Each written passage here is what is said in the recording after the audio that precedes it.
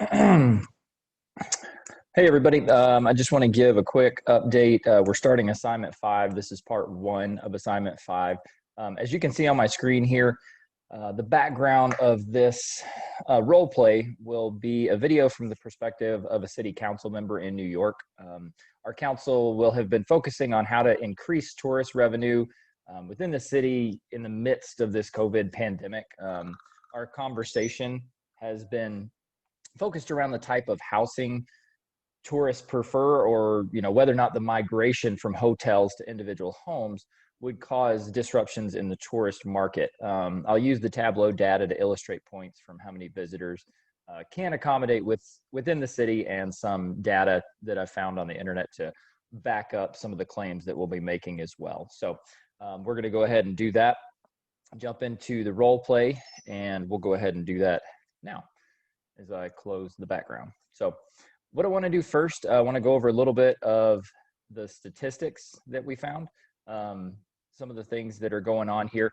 What we want to highlight as a council is we want to acknowledge that we want growth within the city to continue in the midst of this pandemic. One of the things that has continually been on our minds is what people who are coming to our city would like to have. What kind of accommodations would they like to see? As you can see from the industry data that we have pulled up here, that New York City has the third largest hotel market in the nation. So after Vegas and Orlando, New York is one of the places that really needs to consider this. And I know in the past that we've considered within New York banning Airbnb altogether. Some of the reasons that we've considered doing that is we want to preserve the integrity of the hotel industry and also the integrity of our city. One of the things that Airbnb has done traditionally in cities all around America is they've caused an unbalance in the percentage of houses that people are actually living in. We love that our residents in New York can make extra income through Airbnb. That's a wonderful thing. What we don't want to see is we don't want to see every single house in the city vacant other than through Airbnb models, or whether it's VRBO or HomeAway or whatever that source might be. We're going to look at some Airbnb data here in a second, but I want to lay out some groundwork first that just illustrates kind of where we're at. One of the things that's important to know is that in 2015 there were 107,000 hotel rooms, and that's 48% more than 2006. So one of the things that we've done as a city is we've tried to increase the capacity for hotel rooms because we know that that's an issue. What we see here is that two-thirds of the city's hotel rooms are located in Manhattan, but the number of hotels in Brooklyn has actually tripled, and the number in Queens has doubled. So what I want to look at here real quick is the number of rooms in Manhattan. So what we're looking at here is the number of hotel or Airbnb rooms available and the price in Manhattan. So what you'll see here is there's a wide variance of hotel prices or Airbnb prices available. One of the things that Airbnb does allow our visitors to our city to do is to provide an experience to visit the city with maybe not as monopolized of a market as they would get with the hotel industry. So you have so many people that are offering Airbnb rooms and apartments and houses to individuals that now the market is filtered a little bit more for people who might want to come but might not have the money to spend $600-700 a night on a hotel room. What you can see here, even in Manhattan, the $150 a night range, that's where the majority of the Airbnbs are. So what this is doing, and what this is telling me and should tell us as a council, is that we're able to scale some of our visitors. So we actually not taking away from the hotel industry, but being able to distribute opportunities for people who do want to visit more than taking away. And so I would encourage us to see this chart that we're currently looking at is more of an opportunity. How do we take advantage of this so that everybody wins, so that it's not the hotel industry losing or the Airbnb homeowners losing, but how do we arrange this so that it's a city ordinance that can work for everybody and that can make our city stronger? And I think that's how we need to view this. one of the things that's important to note is that the hotel industry as a whole plans to add 30,000 hotel rooms by the end of this year. So that industry, before that was pre-COVID numbers. So before COVID hit, the industry was really starting to grow. Now, one of the things that we need to make sure we're looking at here is industry growth in the hotel sector does mean more jobs being created. If you think about a hotel being created, there's going to be lots of job opportunities, lots of opportunities for people within different positions all over the map, right? From janitors to GMs. So you're going to be able to have a lot of industry, a lot of job opportunity growth within that. That is one of the limitations of Airbnb is we're not going to be able to create as many jobs. We're putting money in the pockets of our citizens as they are able to do these Airbnbs, but it's not creating as many jobs, whereas a hotel may create hundreds of jobs just through one hotel, and Airbnb is not going to do that. So it's interesting as we look at this. Our chart before, if we went back over here, stated that Brooklyn numbers have tripled and Queens numbers have doubled. Well, Brooklyn right here, one of the things that we notice is that there's some opportunity within Brooklyn. Again, this kind of mirrors the Manhattan chart. You don't see a whole lot over $500.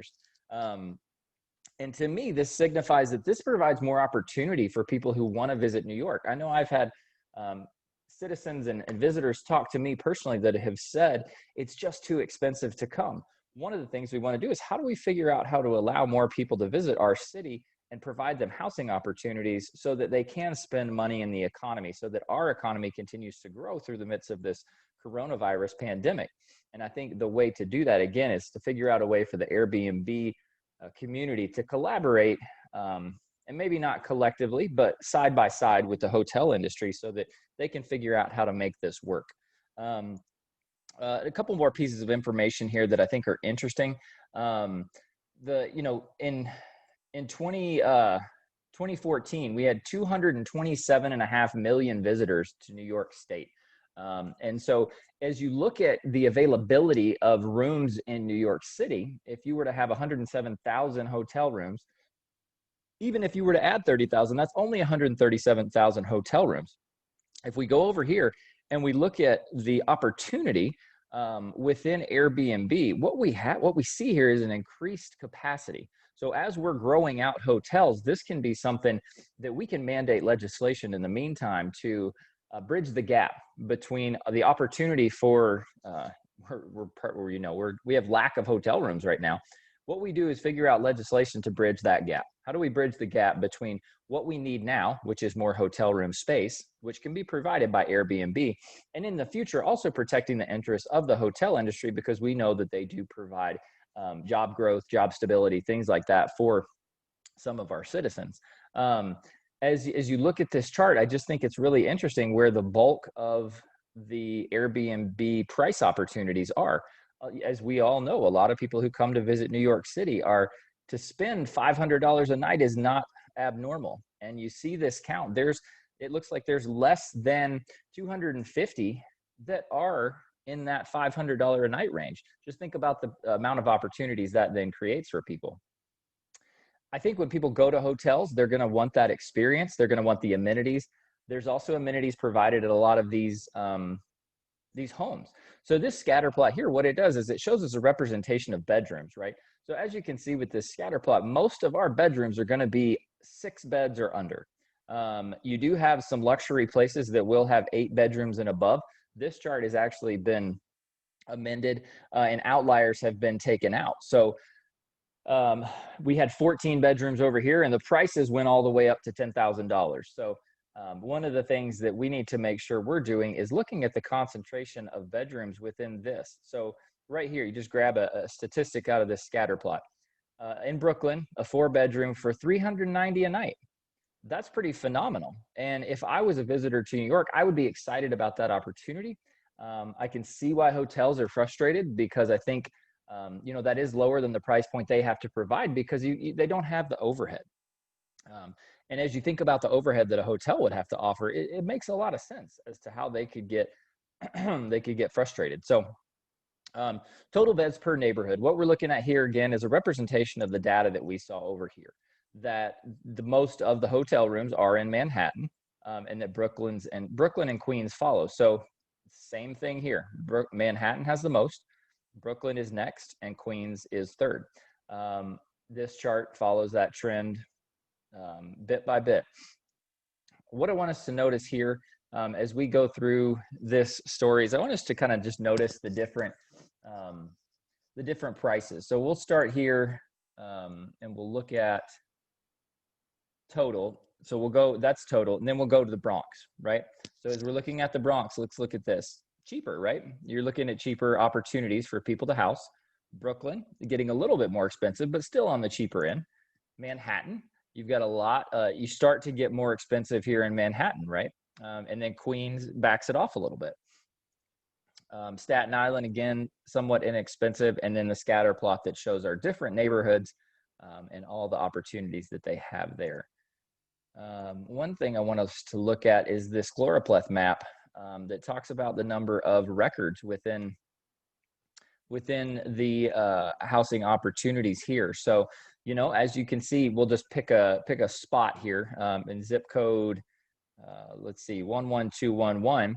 We have over 1,587 opportunities for Airbnb. You know, as we correlate that with the opportunities for hotel rooms, what are we going to see? Well, obviously we see, you know, Manhattan here, and then our different areas. As you go further out from the city, there's less and less opportunity because of the obvious concentration of tourist desire in this area in the middle here towards Manhattan and Brooklyn. So average price in the chloropleth map, as you can see here, you know, the average price is going to be higher in these areas, again, because as you go out from here, there's just not as much desire because people want to be closer to the city when they come in. And we also want to look at price per bedroom. You know, the price per bedroom, again, higher in that same area. So it's really interesting, you know, and these charts can help tell a story. I think one of the stories that we want to get from this, again, is how do we open opportunities and provide opportunities for people that may not have them right now to come to our city, especially with the financial hardships that a lot of people are experiencing with COVID. How can we use this information that we have illustrated here to say, you know what, this is a very viable opportunity, not only for our citizens to get some extra pocket money, but also for the consumer, the tourist, to come in and get an opportunity to come to the city, even when they might be somewhat strapped for cash, and say, you know what, our hours have been cut back at work, but we still have an opportunity to go have a meaningful experience with our family because we have some cheaper opportunities for housing. One other thing that I wanted to point out here, as we look at this chart right here, this is an article that talks about the Airbnb industry and the fundamental difference that Airbnb is creating for hotel industry. So, you know, a lot of the comments that we've made here are stated in this article. You know, I think it's important for us to have a rich discussion about how we need to go about this, because I know that there's already been conversation in San Francisco and here in New York about banning Airbnb. I don't think that's the way to go. I think by monopolizing the industry, we take a lot of opportunities away for individuals that are coming in and people that would like to come to New York in this space. So I would encourage us to have a discussion and even a vote on how we can create some legislation in our city that would make it viable for residents to do this.